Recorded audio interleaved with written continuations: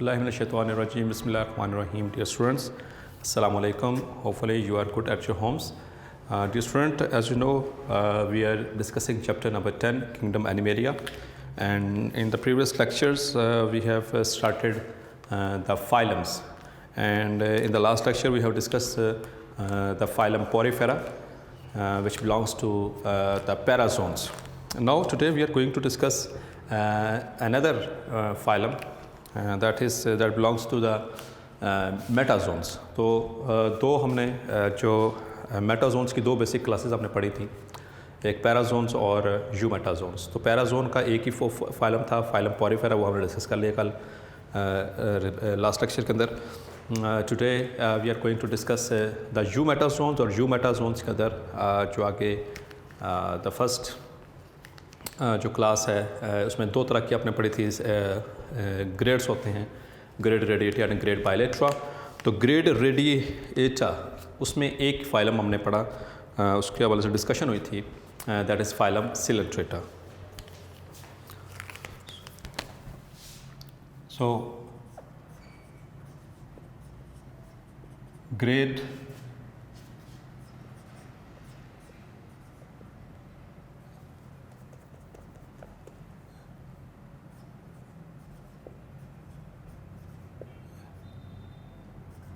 radiata,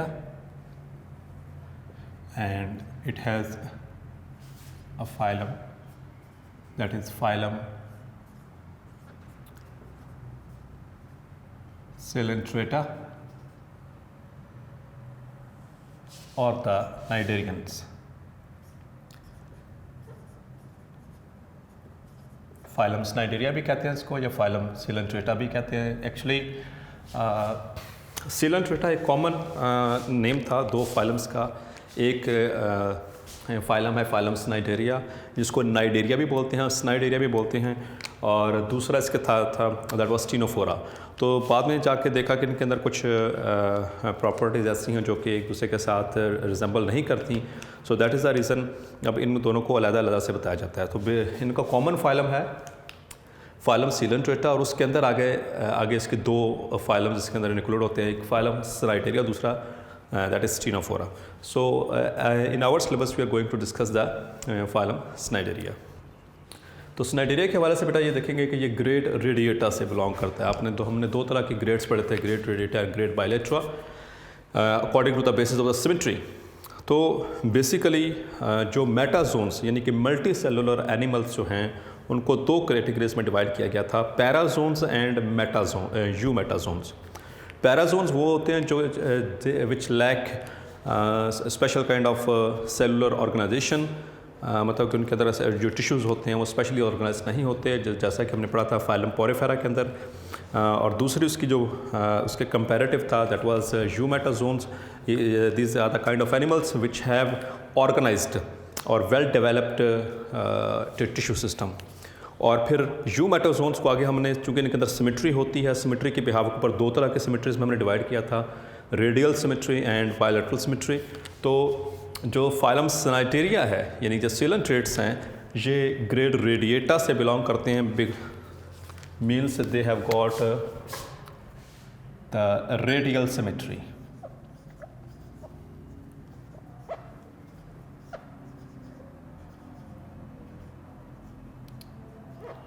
और radial symmetry का आपको याद होगा कि इसमें ऑर्गेनाइजेशन कुछ इस तरह से होती है टिश्यूज़ की कि इनके जो टिश्यूज़ होते हैं वो सेंट्रल एक्सिस के अराउंड जो होते हैं वो अरेंज होते हैं, और इस तरह से अरेंज होते हैं कि जब पोलर एक्सिस से रखते हुए आप सेंट्रल एक्सिस से रखते हुए किसी भी प्लेन पे इसको कट करेंगे तो दो इक्वल हाफ्स में इनकी बॉडी डिवाइड हो जाती है. जैसे कि हमने जब इसकी बेसिक इसमें ये ग्रेडिंग पढ़ी थी तो उसमें मैंने एग्जांपल कोड की थी सी एनिमॉन की, ठीक है. सो उसको आप सेंटर से रखें किसी भी प्लेन से, लेकिन सेंट्रल एक्सिस से वो पास करना चाहिए प्लेन, तो उसको किसी भी एंगल से आप काट करेंगे, किसी भी प्लेन से कट करेंगे, the animal is going to be divided into two equal halves. So that is the radial symmetry. और दूसरी खास बात ये भी थी कि जितने भी डिप्लोब्लास्टिक एनिमल्स हैं, सो स्नाइडेरियंस दे आर डिप्लोब्लास्टिक एनिमल्स।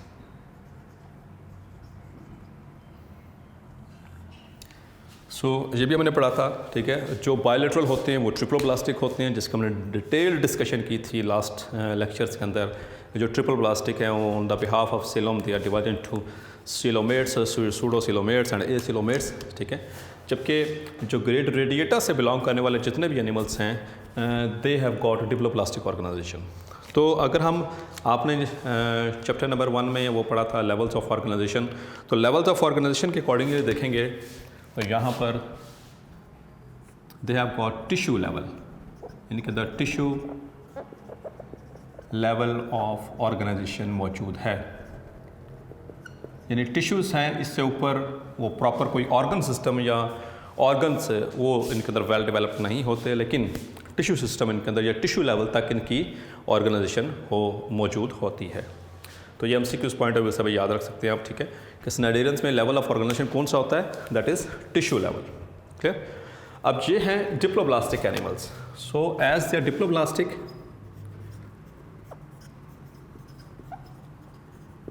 तो डिप्लोब्लास्टिक का क्या मतलब है कि ये 2 तरह की जर्मिनल लेयर से इनके ऑर्गन्स बनेंगे, इनके वो टिश्यूज़ बनेंगे। और वो कौन कौन सी लेयर्स हैं? Outer is ectoderm and inner is endoderm, clear. तो there the diploblastic animals 2 layers से मिलकर के इनकी पूरी वो बॉडी के जो पार्ट्स होते हैं वो बनते होते हैं।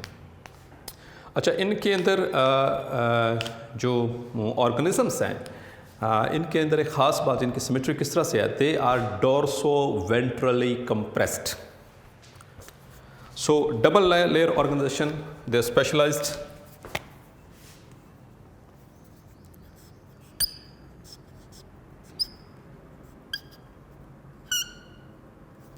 their characteristic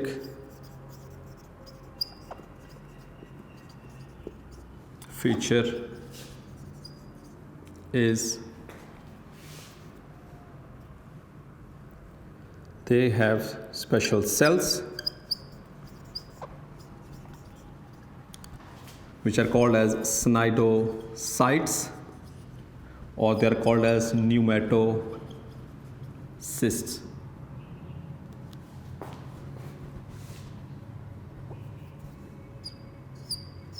और nematocytes. ये nematocysts या nematocytes या cnidocytes, they basically they are the stinging cells.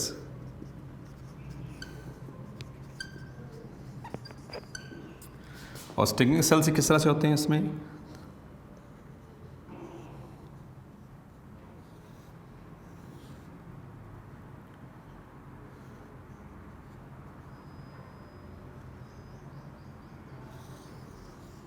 ये इनका नेमेटोसिस्ट होता है,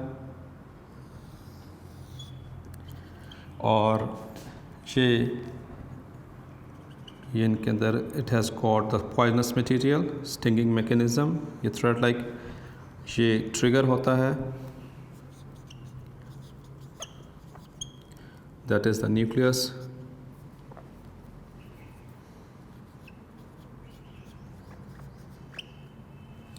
ठीक है, और ये इनके बार्ब्स होते हैं जो कि इनके हेल्प करते हैं cell. So this is a cnidocyte, this is a structure of cnidocyte, this is stinging cell.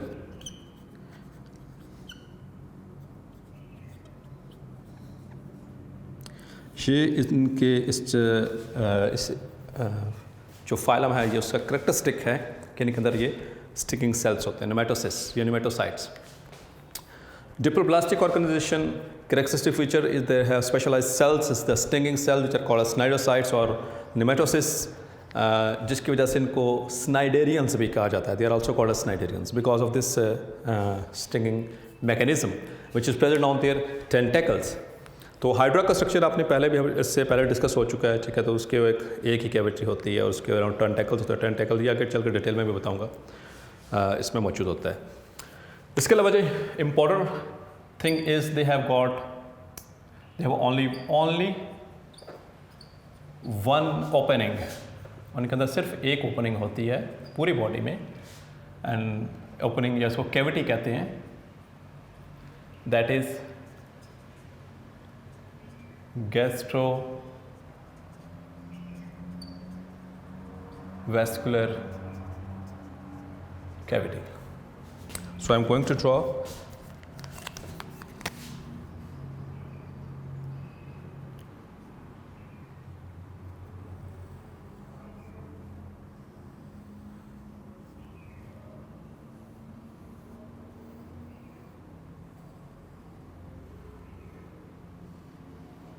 so this is hydra.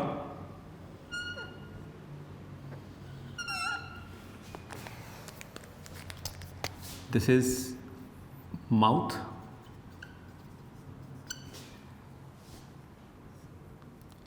This is ectoderm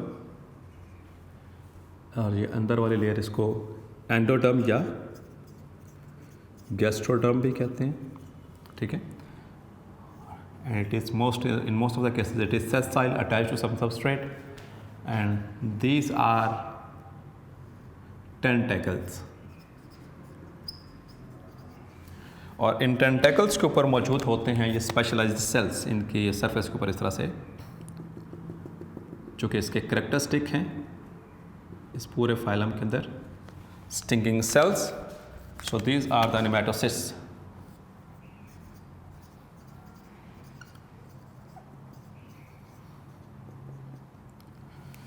जिसकी इसमें से एक को बड़ा सा करके यहाँ पर मैंने दिखाया किस तरह से इनके अंदर ये मैकेनिज्म होता है.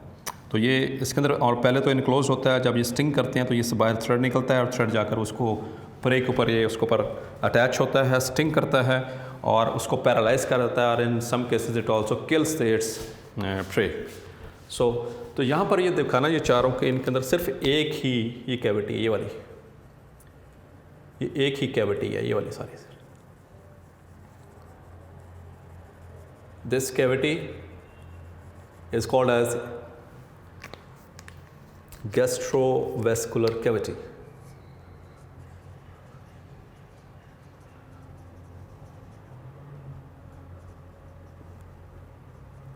या इसको एंटेरॉन भी कहते हैं, एंटेरॉन. सो जो प्रे आएगा ये टेंटेकल्स में से, ये सेल्स में से वो निकलेगा, वो स्टिंग करेंगे उसको, फिर टेंटेकल्स उस अपने प्रे को पकड़कर और इस कैविटी की एक ही ओपनिंग के ज़रिए इसके अंदर एंटर करेंगे. अंदर उसके अंदर वो इसकी डिग्रेडेशन होगी, वो डाइजेशन होगी. डाइजेस्ट होने के बाद ये चीज़ें यहाँ से डिफ्यूज़ करेंगी. ये किस प्रोसेस के ज़रिए इस पूरी बॉडी में जाएंगी? By the process of diffusion. ये भी याद रखना आपने कि इसके अंदर कौन से प्रोसेस के ज़रिए ये सारा कुछ ये चीज़ें डिस्ट्रीब्यूट होती हैं after digestion, that is the diffusion. और वेस्ट प्रोडक्ट्स भी इसी तरह से मूव करते हैं by the process of diffusion. तो यहाँ से इस तरह से याद रखना है. और most of them they are marine aquatic animals, these are aquatic animals. Clear? तो एक ही कैविटी है, तो बाकी चीज़ें जो वेस्ट मटेरियल या तो डिफ्यूज़ करके बाहर चला जाएगा या इसी कैविटी के ज़रिए बाहर चला जाएगा. जहाँ से एंटर हुआ था वहीं से बाहर को चला जाएगा. So there is only one opening, एक ही ओपनिंग होती है इन ऑर्गेनिजम्स के अंदर, और उस ओपनिंग को कहते हैं दैट इज़ माउथ. और ये एक ही कैविटी है, उसे कहते हैं गैस्ट्रोवेस्कुलर कैविटी और एंटेरॉन. क्लियर? सो ये इनके अंदर भी एक करेक्टरिस्टिक फीचर है. अच्छा, अब उनके अलावा एक और ख़ास बात इनके हवाले से, that is their body forms.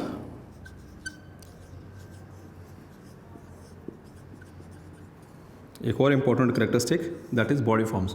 तो दो तरह की फॉर्म्स में ये रहते हैं, either in the form of polyps और medusa.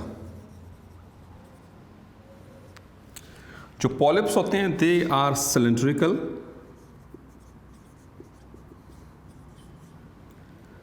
And are nutritive in their function.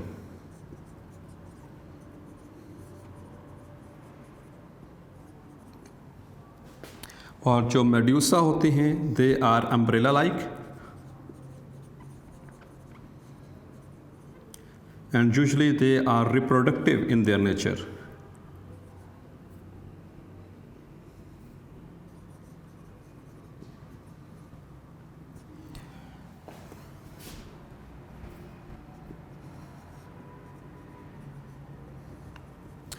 So on that very behalf जो पॉलिप्स होते हैं न्यूट्रिटिव फंक्शन होने की वजह से दे आर कॉल्ड एज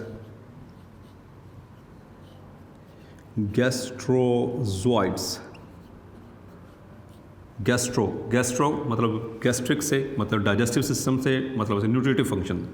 और जो अम्ब्रेला लाइक होते हैं medusa, they are reproductive in their function, it consist of gonads, so they are called medusa जो होते हैं, they are called as gonozooids. Zooids इसमें कॉमन वर्ड आ रहा होगा। जूआइड्स ऐसे स्ट्रक्चर्स को कहते हैं जो कि इन ख़ास तौर पर इनके अंदर फाइलम सिलेंट्रेटा के अंदर वो स्ट्रक्चर बनते हैं जो कि एक स्पेसिफिक फंक्शन कैरी ऑन करेंगे और हेल्प करेंगे इस इंडिविजुअल को मुख्तलिफ तरह के फंक्शन परफॉर्म करने के हवाले से। तो इनके अंदर दो ही मेजर बॉडी फॉर्म्स हैं, पॉलिप्स एंड मेड्यूसा। अब ये एक तो पहले मैंने इसके वो डेफिनेशन के हवाले से बता दिया, नाउ इनकी रिप्रेजेंटेशन बता देता हूँ। सो जैसे कि मैंने आपको यहाँ पर ड्रॉ करके दिखाया है, ये हाइड्रा, तो ये cylindrical body, you can see it is a cylindrical body इस तरह से। सो इस तरह की बॉडी को कहते हैं, this is actually a polyp, जो सिलेंड्रिकल बॉडी होगी। और मेड्यूसा किस तरह से होंगे,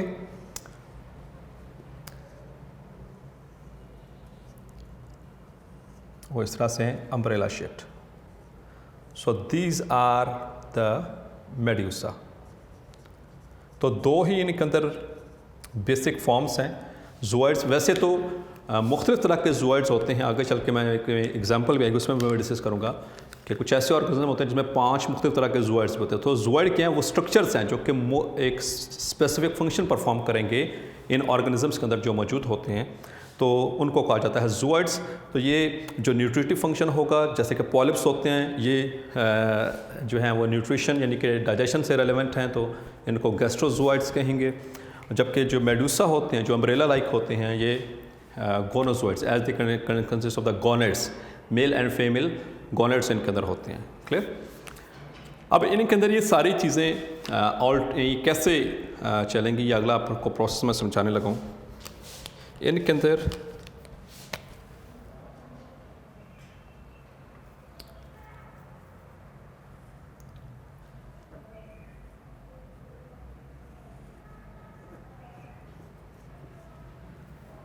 this is male medusa and this is the female medusa। तो मेड्यूसा किसे कहेंगे, ऐसे जूआइड को जो अम्ब्रेला लाइक हो और इसके अंदर क्या मौजूद हों, gonads. This is female medusa.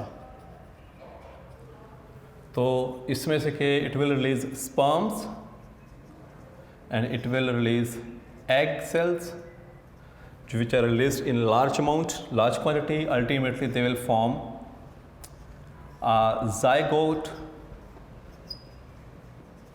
और zygote से इनका बनेगा आगे larva। This is larva और the larva it gets to attach to the surface। इस तरह से ये अटैच हो जाएगा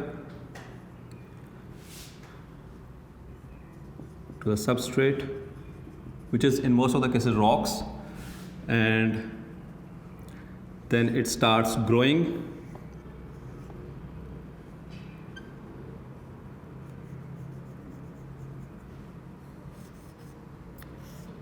and it becomes young one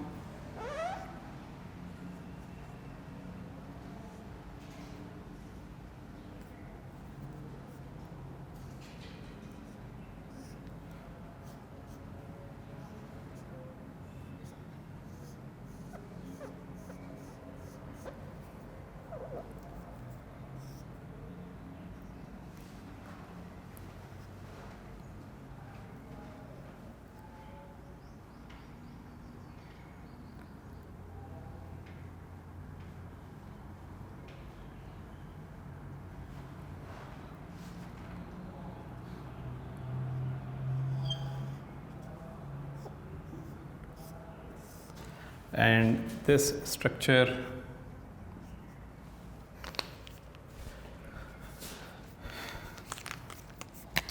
this is called, ये वाला जो स्ट्रक्चर अंदर बनाया ये वाला जिसको मैं ब्लू में मार्क कर रहा हूँ, दिस इज कॉल्ड एज ब्लास्टोस्टाइल। ये ब्लास्टोस्टाइल कराता है और इसके अंदर आप देख सकते हैं ये मेड्यूसा बन रहे हैं, ये एसेक्सुअल रिप्रोडक्शन से बनेंगे और जैसे बनते हैं तो यहाँ से फिर ये बाहर को निकलेंगे मेड्यूसा, ये इस तरह से ये ग्रो करेंगे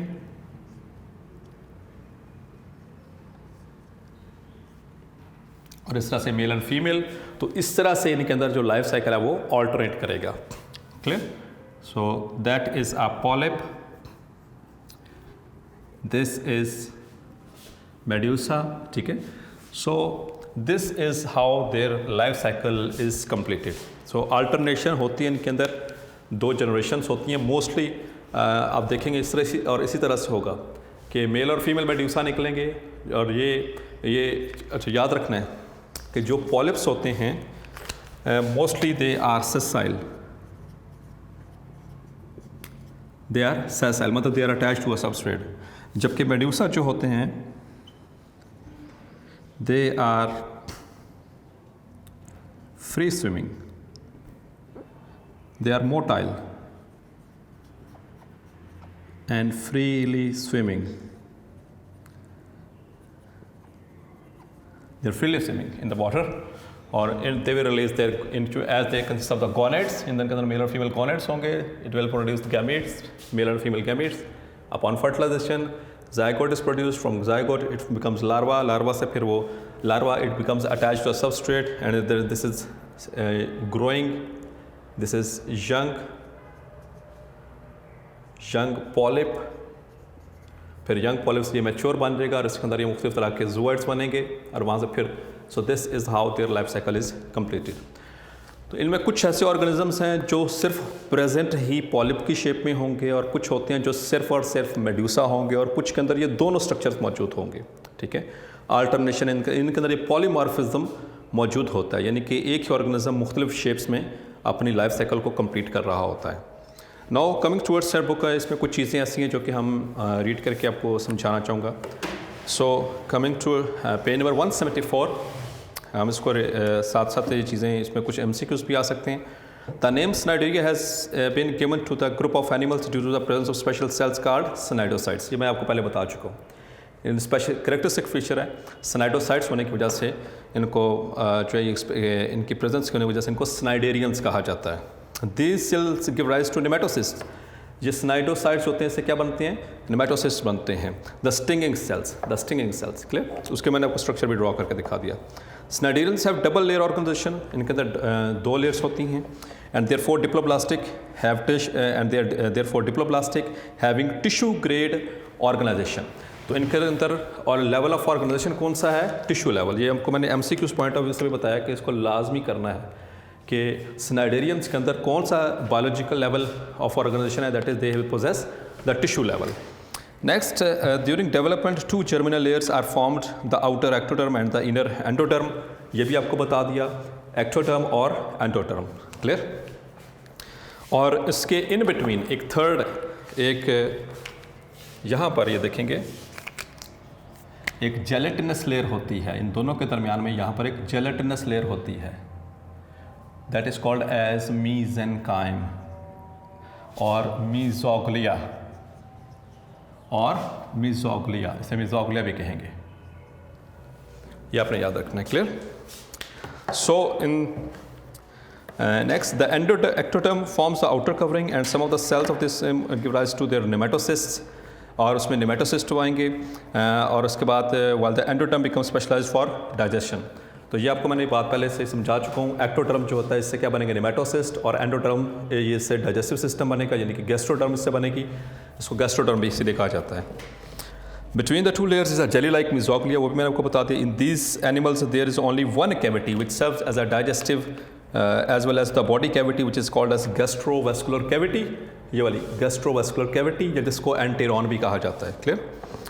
अच्छा, इनके अंदर सिमेट्री कौन सी है? They possess the radial symmetry, ये भी बात मैं आपको पहले समझा चुका हूँ, ठीक है? The coelenterates, coming towards the last para of this page, the coelenterates give, इनका जो साइज़ के वाले से बात हो रही है, माइक्रोस्कोपिक हाइड्रा से लेकर के 2 मीटर तक लंबे होते हैं, ब्रेकियोसिरेंथेरस। ये MCQs पॉइंट ऑफ व्यू से आपने याद रखना है, मैक्रोस्कोपिक ब्रेकियोसिरेंथेरस अ हाइड्रोजोन पॉलिप, ठीक है? ये पॉलिप है जो कि 2 मीटर तक लंबे हो सकती है। उसके अलावा बेसिक फॉर्म्स मैंने आपकी बॉडी फॉर्म्स बता दी, पॉलिप्स हो गए, मेडुसा हो गए, ठीक है। माउथ की बात होगी, टेंटेकल्स की बात हो गई। Then one more thing, they are carnivores. एक और चीज़, दे आर कार्निवोर्स, यानी कि ये छोटे एनिमल्स को खाते हैं, ठीक है, जो कि इन पानी के अंदर मौजूद होते हैं, स्टिंग करते हैं अपने प्रे को, और with the help of cnidocytes, nematocysts, and they are the organs of offence and defence. अच्छा जी, उसके बाद इनके अंदर किस वो डाइजेशन के बाद के न्यूट्रिएंट्स कैसे डिस्ट्रीब्यूट होते हैं, बाय डिफ्यूजन, और वेस्ट प्रोडक्ट्स होते हैं वो कैसे निकलते हैं, रिमूव होते हैं, या तो डिफ्यूजन के ज़रिए या फिर इसी कैविटी के ज़रिए बाहर निकल जाएंगे, जो कि मैंने आपको ऑलरेडी बता दिया। हाँ, अब next is the most important, some features are also, they have no central nervous system. इनके अंदर सेंट्रल नर्वस सिस्टम नहीं है। हाँ, अलबत्ता इनके अंदर कुछ नर्व प्लेक्सेस होते हैं न्यूरॉन्स के, इंस्टेड न्यूरोनल प्लेक्सिस। प्लेक्सिस कहते हैं गुच्छे को, यानी कि इनकी बॉडी के ऊपर मुख्तलिफ तरह के न्यूरॉन्स ऐसे डिस्ट्रीब्यूट हुए होंगे जो कि आपस में फाइबर्स के, नर्व फाइबर्स के ज़रिए ज्वाइंट होंगे, लेकिन इनके अंदर प्रॉपर सेंट्रल नर्वस सिस्टम नहीं होगा। So there is no central nervous system, means they have no specialized nervous system, no brain, no spinal cord, rather a diffuse type of nervous system is present, जिसमें कि neurons जो होते हैं वैसे गुच्छों की शक्ल में मौजूद होते हैं, प्लेक्सिस की शक्ल में मौजूद होते हैं, एक दूसरे के साथ न्यूरॉन जो फाइबर्स होते हैं उनके जो प्रोसेसेस होते हैं डेंड्राइट्स और एक्सॉन्स के ज़रिए आपस में जुड़े हुए होते हैं। उसके अलावा बेटा एक और इम्पॉर्टेंट चीज़ के इनके अंदर जो एक्सोस्केलेटन है, ठीक है, they produce a hard exoskeleton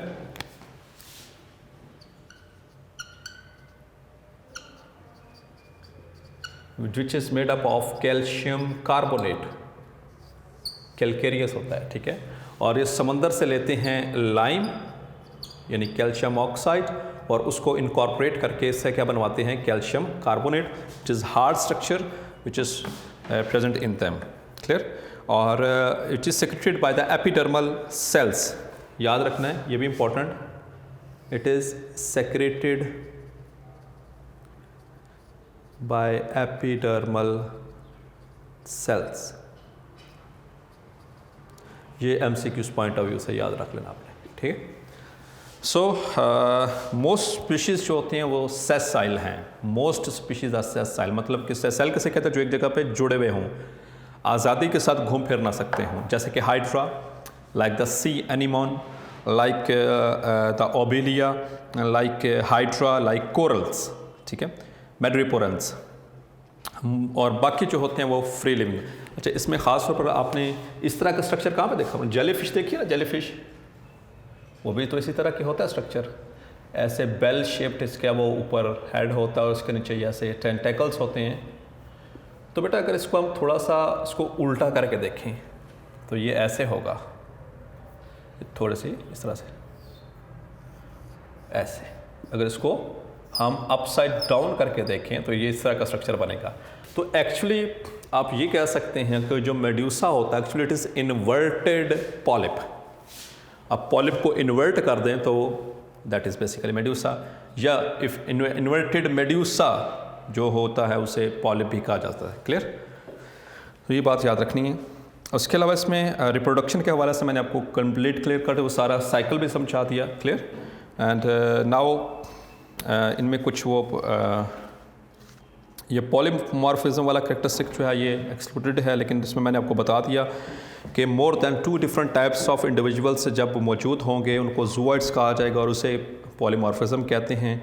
उसके बाद इसमें एग्जांपल्स में हाइड्रा फ्रेश वाटर है और ये पॉलिप है, ठीक है। जो ओबेलिया है ये मैरीन है और कॉलोनियल है, ये भी याद रखना है, मैरीन है, ठीक है, पॉलिप। और उसके बाद जेलीफिश ये मेड्यूसा है, ऑरेलिया इसका वो साइंटिफिक नेम है, ठीक है, और इसको जेलीफिश भी कहते हैं, क्लियर। और इसमें पॉलिप प्रोड्यूस होता है। उसके बाद एक्टिनिया या सी anemone that is also a polyp, clear, it is also a polyp. और इसके अंदर जो बॉडी होती है वो मुख्तलिफ तरह की से उसके अंदर वो सेपरेशंस होती हैं, उन सेपरेशंस को कहा जाता है मिजेंट्रीज़। और मैड्रीपोरा यानी कि कॉरल्स का मैंने अपने बताया कि ये नीचे। अच्छा, आपने अगर नेशनल ज्योग्राफी के बाजू का देखा हो या जिनसे ये बनते हैं एक्वेरियम्स, उसमें से नीचे बॉटम पे दिखा जाता है ऐसे पत्थर, रंग बिरंगे पत्थर से पड़े होते हैं, ठीक है, वो बेसिकली कॉरल्स होते हैं। कॉरल्स जो कॉरल्स होते हैं उनकी जो बाहर वाली सरफेस है वो एक ख़ास किस्म का मटेरियल यानी कैल्शियम कार्बोनेट को सेक्रेट करती है, और कैल्शियम कार्बोनेट आपको पता है हार्ड स्ट्रक्चर है, जैसे ही बाहर निकलते हैं तो वो बाहर एक रॉक लाइक स्ट्रक्चर बनना शुरू हो जाता है, और उसके अंदर मौजूद होता है ये पॉलिप, और पॉलिप जो होता है उसके ऊपर ओपनिंग के ज़रिए अपने टेंटेकल्स को बाहर निकाल कर और उससे शिकार भी कर सकता है। जब ये मर जाते हैं, when they die, when this polyps die, when this corals die, तो वो बाहर वो रॉकी वो सब्सटेंस तो मौजूद रह जाता है, अंदर वो खाली होते हैं, पॉलिप मौजूद नहीं होता है, it is when it is died. तो वहाँ पर वो एक ऐसे बड़ा खूबसूरत सा मुख्तलिफ कलर्स के ब्लू, ऑरेंज, ग्रीन, इस तरह रेड कलर के इसी शेड्स के कलर के वो नीचे ऐसे स्ट्रक्चर्स बन जाते हैं समंदर की तह में, ख़ास तौर पर इस तरह से, ठीक है। तो यहाँ पर इनको कहा जाता है coral reefs, they are called as coral reefs. Reef कहते हैं चट्टान को, ठीक है। तो कोरल रीफ्स जो होते हैं ये कोरल्स जो एनिमल्स हैं उनकी वजह से वो छोटे छोटे वो जो सी चट्टानें बड़ी सी बन जाती हैं, जिसके अंदर पॉलिप्स बेसिकली होते थे, जो पहले ज़िंदा थे बाद में मर जाते हैं। और याद रखिएगा सीलेंट रेस जो होते हैं मोस्टली दे आर कॉलोनियल, ये कॉलोनी के शक्ल में रहते हैं, और इनके अंदर ख़ास तौर पर इनके अंदर बर्डिंग होती है, ये सेक्सुअली ये बर्ड्स प्रोड्यूस भी करते हैं, पॉलिप्स, ठीक है। हाइड्रा के अंदर आपको पता है हाइड्रा, उसके अंदर भी बर्डिंग होती है, ये बाहर वाले साइड पे एक छोटी सी बर्ड निकलेगी, और ये जब ये मैच्योर होगी तो ये बर्ड यहाँ से डिटैच हो जाती है and it becomes the individual. लेकिन याद रखिएगा कोरल्स की जो बर्ड्स होती हैं, coral birds do not detach, ये डिटैच नहीं होती। ये एक कोरल, ये उसके बर्ड निकली, फिर उसकी बर्ड निकली, फिर उसके इस तरह से ये अटैच ही रहेंगे, साथ साथ रहेंगे, ये डिटैच नहीं होती, forming the coral reefs. So that's all for today's lecture. अच्छा, एक और चीज़ इसमें देखिएगा, इसमें एक लास्ट पॉइंट है, हमारे येलो बॉक्स में ये दिया गया है page number 175। Some colonial members have up to 5 different types of zooids, उनमें 5 मुख्तलिफ तरह के जूआइड्स हो सकते हैं। जैसे कि इसमें एक एग्जांपल दी गई है पोर्तुगीज़ की, Portuguese man of war which is called as physalia, physalia physalis इसका नाम है, जो कहते हैं Portuguese man of war. Portuguese के अंदर जो वो बैटल शिप्स बनती हैं वो कुछ इस तरह, पुराने ज़माने में इस तरह होती थी, वो आप याद हो इस तरह से बोट है और उसके ऊपर वो ऐसे इस तरह के लगे होते हैं, वो लाइक दिस, इस तरह से, ये इनकी बैटल शिप्स होती थी। इसी तरह से मिलता जुलता ये एक ऑर्गेनिज्म है इसी की शेप की तरह के, जैसे कि वो बैटल शिप जो होती है वो सेल पे हो और इसके नीचे लंबे लंबे टेंटेकल्स होते हैं, और ये बेसिकली जूआइड्स होते हैं। ये 5 मुख्तलिफ तरह के जूआइड्स होते हैं और ये बहुत जहरीली होती है, अगर ये किसी को काट ले इट मे कॉज डेथ, और इवन कि ये डेड बॉडीज़ को भी वो स्टिंग करते हैं। ये फाइसेलिया यानी पोर्तुगीज़ मैन ऑफ वॉर, इसको ब्लू बॉटल्स भी कहा जाता है, they are also called as blue bottles, clear. और इसके अंदर ये 5 मुख्तलिफ तरह के जूआइड्स होते हैं, कितने, 5 डिफरेंट, जैसे कि पॉलिप्स, गैस्ट्रोजूआइड्स, गोनोजूआइड्स, ये 5 मुख्तलिफ तरह के कुछ नाम आपको सिर्फ कंसेप्ट बनाने के लिए कि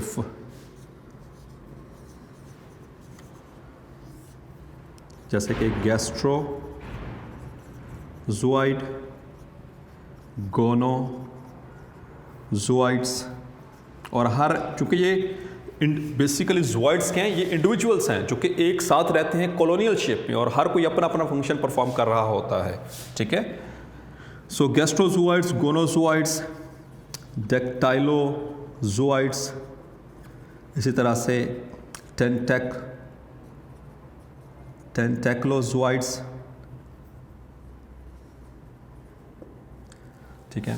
and one more that is स्केलेटोजूआइड्स।